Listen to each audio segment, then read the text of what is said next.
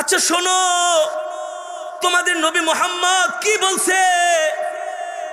যে তিনজনের নাম ঘোষণা করছে তার ব্যাপারে কি বলছে?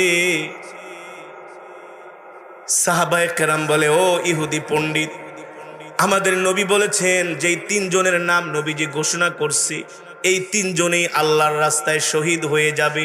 ওই গণক বলে, হ্যাঁ হ্যাঁ ঠিকই বলছো, তোমাদের নবী যেটা বলছেন সেটাই হবে।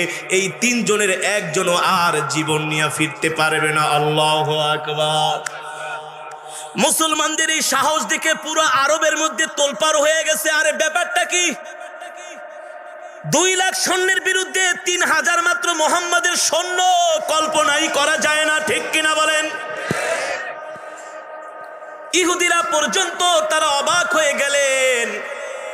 আরে আব্দুল্লাহ ইবনে মুহাম্মদ এটা কি সিদ্ধান্ত নিতেছে?